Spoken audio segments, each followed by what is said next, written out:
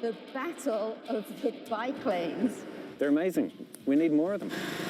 What they're doing in Wellington is terrible. This is a bizarre culture war that's been raging on and on. Right now, it feels like everyone's at loggerheads. But now, one side looks set to win. It induces congestion, and I'm not in favour of inducing congestion. We find out why some doctors are fuming.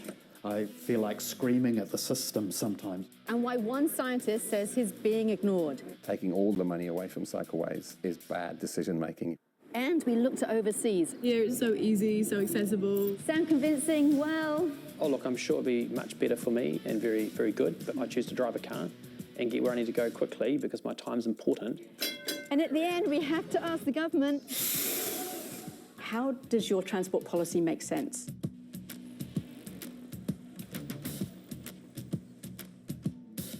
For 10 years, we were all about cycling. And look who was leading the charge. It's fantastic. It's the cycling of the future. Yeah, National were really big on connecting all the cycleways. Hey.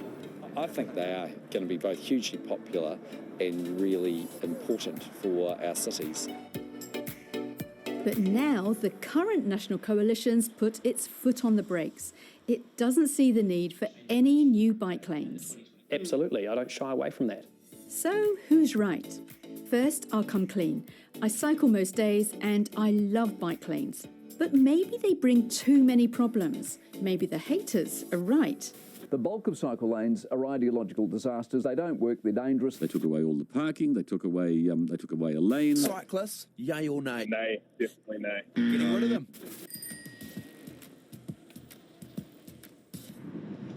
On our way to Thornton Quay. Adding bike lanes can rob streets of car parks, especially during roadworks.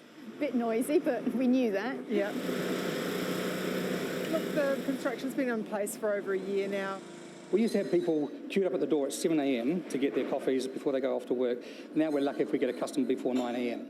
Bordeaux Bakery's doors are now shut. I put the entire blame on the lack of car parks. A month on, it's still an issue. The number one complaint is there's no parking. The other day I came here to get some lunch, but there was just no parking, so I just turned around and went back. Retailers are saying they're not sure whether they'll stay in Thornton Quay when their lease expires. When the bike and bus upgrade's completed, 73 parts will be gone for good. But how bad will it be? 264 will be left. There'll be an extra 9 mobility parks and an extra 21 loading zones. And Wellington City Council says its data from before the changes showed only about half the parks were in use, even at the busiest times. And if you look elsewhere, like Ponsonby Road in Auckland, well, restaurants and shops struggled there too, with 5 closing for good last year just on this one strip. Now, they can't blame bike lanes because there aren't any, and all the parking stayed the same. In contrast, up around the corner, bike lanes went in and some car parks were lost. A few months on, we see how it is for business. So 3 cafes here, we'll give these a try.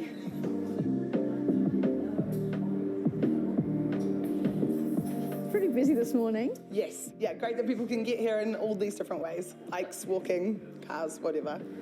Next one. So business is worse now. No, I don't say worse, but has dropped a bit. We've been having the same business that we used to, so it didn't really do any effect for us. Experience here and overseas says not to worry. In the long term, spending hardly changes and sometimes even goes up. We'll see, right? Is it going to be as vibrant as it was in the past? And if it is, that's really amazing. And while the lack of compensation hurts, the businesses I spoke to agreed bike lanes had a place. I'm all for it. I think they're a good thing. I think it's a case of trying to find a good middle ground between people that are parking and people that want to ride bikes. Have you ever thought of going for a job as Transport Minister? No. I hope he's got common sense. It is just a case of finding middle ground. Perfect. As Transport Minister, Simeon Brown didn't seem too interested in any middle ground. In the New Zealand First National Government, we said there was going to be less funding for cycleways. That's a commitment we made, and that's what we're delivering on. For too long, the last 6 years, we had a government which has tried to slow people down, take lanes away for cycleways, which is just clogging up our cities.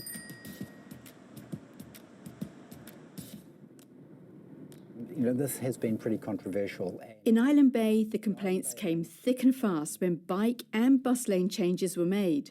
You're just spending a good deal longer for a pretty short drive. It's pretty annoying.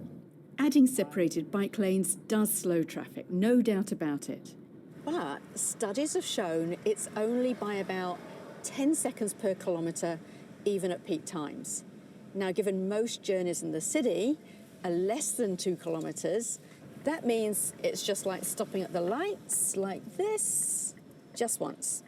Taking a whole lane away for bikes can slow traffic much more. But the idea is to make biking feel so safe, fewer people will be in cars anyway. That's what we see in Beckenham in Christchurch. School's out, and so are the bikes. And it's not just the kids. 1 in 5 adults here cycle to work or for school drop-offs. And now, some can't imagine the alternative. If everyone drove to school, that would be highly impractical. There would be cars everywhere, and there's no space for them to park. Less dependence on cars is the goal of cities like Paris and New York. Do you think they're wrong? What I'd say is we're not any of those cities. We're New Zealand. And the reality is if you come to somewhere like Auckland, the vast majority of people get around in their cars. And I'm not going to sit here and say that their time isn't important to them. Their time is important. How do other cities manage to make it work? You know, when it comes to cycleways, there are some really good examples where actually they are building, dedicated cycleways where they aren't taking away lanes of traffic. So this is great. So we agree that if you can get the cycle lanes right, then they work. It's what you see in major cities all over the world. In Paris, bike lanes have led to 70% more cyclists. It's very convenient, it's very quick because there's cycling lanes everywhere. San Francisco's numbers have nearly doubled. Same in Krakow in Poland. People love cycling here like crazy. And let's not forget Amsterdam. So I was there last year visiting my daughter. Rain or shine, so many people were on their bikes. In fact, 2 out of 3 commuters get to work that way, which means that more people are cycling than driving. But it was something else that shocked me. Unbelievably, even my daughter started cycling, something she'd have never done here, as she admits. We kept trying to get you to cycle to school. What happened? I wouldn't been seen dead on a bike in New Zealand. It's just not cool. There's only roads with cars, and then cars have right away where they're here. So easy, so accessible. It's a cool way to get around Amsterdam. But look, it wasn't always the way here. In the 70s, bike lanes weren't a thing. But this is now. This is what 20 to 30 years of investment can lead to. They still have a parking problem, but for bikes. It's the kind of problem this New Zealand cycling advocate wishes we faced here. But no. We arguably have the worst level of car dependency in the world. We've got decades of messaging that have been telling us what success looks like. You haven't made it until you've got the flashiest double cab ute or the fastest sports car. The toughest D-Max yet. Built for this rugged place we call home. You know, we speak one language here. Speed. There it is. The king of the beasts. But look at Christchurch. This is rush hour. More people commute by bike here than in any other part of the country. The evidence in Christchurch is really clear. The cycleways are incredibly popular. Being flat helps, but so does having a network of cycleways. It means They're increasing in popularity every year. Which makes it a good place to start looking at the benefits. And here to help, we have Professor of Geography Simon Kingham, who also worked for the government till July last year. I'd spent the previous 6 years seconded to the Ministry of Transport as their Chief Science Advisor. My advice was that investing in cycle lanes, investing in cycling is really good and it delivers amazing benefits. So here they are. First one, no need to fill up. Less petrol means less carbon dioxide being pumped into the air, and that's much better for protecting the climate. Research in Oxford University has suggested that getting people cycling can be 10 times a better way to reduce emissions than electric vehicles. This is where it gets really interesting for Simeon Brown. Now he's been made Minister of Health, as we're about to hear the huge benefits of cycling from someone on the front line. I started off life as an economist. I went off to med school, now trained as a general physician and an intensive care specialist. So I'm caring for all these people who are really sick. That's my job. I love it. But it's also heartbreaking because it doesn't need to be this way nearly so often. For example, if you're a 50-year-old male who bikes regularly, you will have 45% less cancer, 45% less diabetes, 40% less heart attacks. Whoa! Did you hear that? Your risk is almost halved if you just ditch a car for a bike a few times a week. We could be preventing this cancer to start with if we thought about investing in our transport system as a way of controlling cancer. So why aren't we doing that? In pockets of Aotearoa, it has been happening. We're here to do the exercise. The health aspect is absolutely amazing. Diabetes, high cholesterol, a lot of this stuff is, plagues us. South Auckland charity Time to Thrive teaches that biking can help whatever your age or size. Is gentle on the knees rather than, going to a gym every day, which, is not an option for some. And whatever your income. Well, I like cycling now because it saves a bit of money for the pocket and more money for the kids. There's evidence cyclists are more productive at work and have fewer sick days. It's all about health and fitness, guys, and your mental health. And so for me as a healthcare professional, I feel like screaming at the system sometimes, couldn't we do this differently? I don't think we have that link in our political conversations. This is despite New Zealand having among the highest rates of obesity and car dependency in the world. If you were to cycle a few times a week, do you know how much you'd reduce your cancer risk by? Oh, look, I'm sure it'd be much better for me and very, very good, but ultimately at the same time, I've got to get places quickly. But other MPs cycle. Well, good on them. I choose not to. I choose to drive a car and get where I need to go quickly because my time's important. You could reduce your cancer risk by about 40 to 50%, and you could also reduce your risk of diabetes, obesity. Yeah, and I can go to the gym as well. Going to a gym every day is not an option for some. Cycling is their exercise and for some, their commute.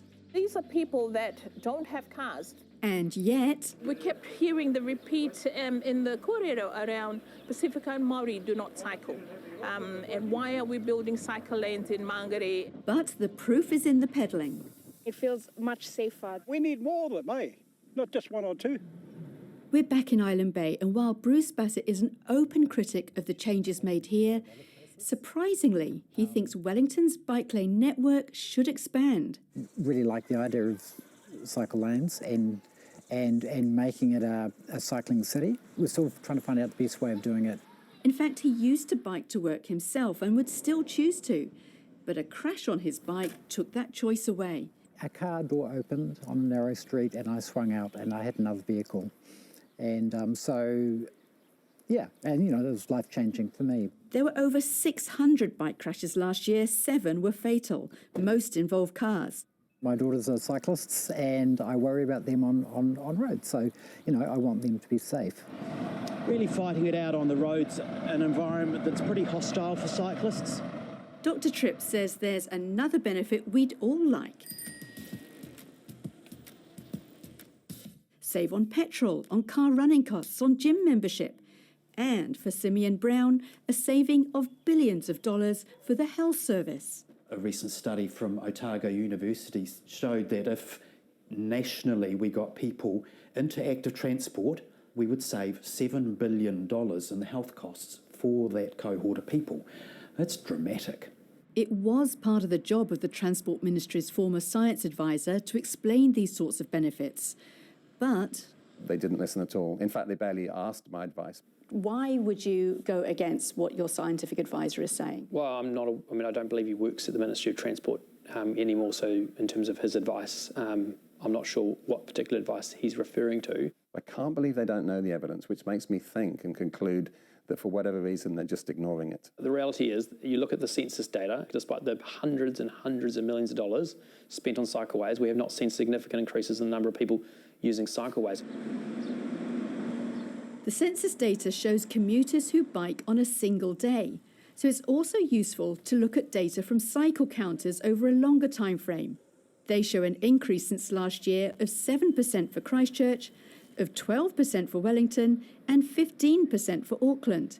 And there's one factor that really helps.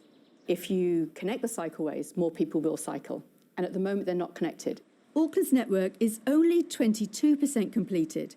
Wellington's is 39% complete, while Christchurch is doing better with 65% of major cycle routes done. If you look at Christchurch, Yeah, there's there's about been no 65%. improvement. Sorry, I haven't finished.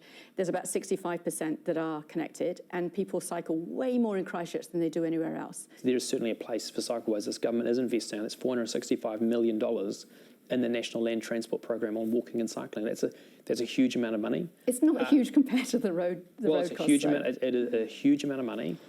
$465 million is about 2% of the $22 billion set aside for transport overall in the next 3 years. And that 2% is only for completing projects that are underway or where funding's been agreed. No new cycleways. No one is saying that roads aren't important, but we've heard from many that say cycleways are really important too. So we asked the question, how does your transport policy make sense? Well, ultimately, it's about improving the efficiency of the network. Of course, there's other benefits which you've highlighted, but the key thing here is the government's transport policies are about improving the efficiency of the network. And as I said earlier, people make choices. People will say, I have no choice. I have to drive. So the point is, if we can encourage some people to walk and cycle by making it safe, then we know a lot of people will do it. If we don't have shared lanes on the roads, people will think that roads are for cars. Roads are for people. And people means in cars, in cycles, in mobility scooters. The road is for everyone.